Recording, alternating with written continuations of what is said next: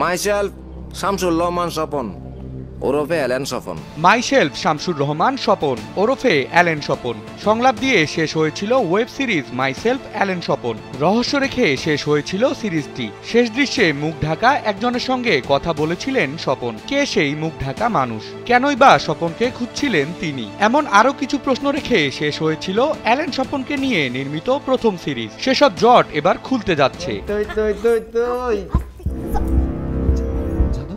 চলে এসেছে myself Allen Swapan 2 এর ঘোষণা। 14 মার্চ দুপুরে চরকির ভেরিফাইড ফেসবুক পেজ থেকে সিজন 2 মুক্তির বিষয়ে নিশ্চিত করা হয়েছে। ঈদ উল ফিতরেই সিরিজটি দেখতে পারবেন দর্শকরা। অ্যানাউন্সমেন্ট ভিডিওতে দেখা যাচ্ছে ছড়িয়ে ছিটিয়ে থাকা অনেক টাকার মধ্যে দাঁড়িয়ে অ্যালেন স্বপন। মুখে তার চিরচেনা হাসি আর পরনে সাফারি।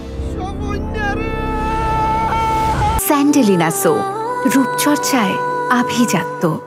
ভিডিওতে চট্টগ্রামের ভাষায় একজনকে বলতে শোনা যায়, আমার 400 কোটি টাকা কোথায়? এরপরেই মুখ খোলেন অ্যালেন স্বপন, বলেন, আপনাদের কারণেই বাইরে আসতে হলো আমার। মাইসেলফ শামসুর রহমান ওরফে অ্যালেন স্বপন। সিরিজে 400 কোটি টাকার রহস্য এখনো অধরা। এত পরিমাণ টাকা কার এবং কোথায় লুকোনো আছে, সেটিও একটি বড় প্রশ্ন হয়ে আছে ভক্তদের মনে। ভাই আমার কাছে কোনো টাকা পয়সা নাই ভাই, আমার বউ বাচ্চা আপনাদেরকে কোনো টাকা পয়সা দিতে পারবে না ভাই। চট্টগ্রামের মাদক ব্যবসায়ী থেকে স্বপন কিভাবে হয়ে ওঠে মানি লন্ডারিং এর মূল হোতা, সেই গল্প নিয়ে গড়ে উঠেছিল মাইসেলফ অ্যালেন স্বপন সিরিজের প্রথম সিজন। নতুন সিজনে বাড়তে পারে স্বপনের কাজের পরিসর, বদলাতে পারে কাজের ধরনও।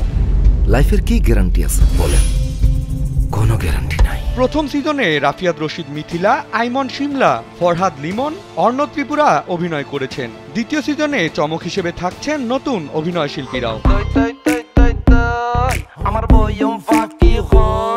2022 সালে ঈদ উল আজহায় মুক্তি পায় আলোচিত চরকি অরিজিনাল সিরিজ সিন্ডিকেট। তারই চরিত্র ছিলেন অ্যালেন স্বপন। চট্টগ্রামের আঞ্চলিক ভাষায় দেওয়া বেশ কিছু সংলাপ ও দারুণ অভিনয় দিয়ে চরিত্রটি পায় দর্শক জনপ্রিয়তা। 2023 সালে মুক্তি পায় মাইসেলফ অ্যালেন স্বপনের প্রথম সিজন।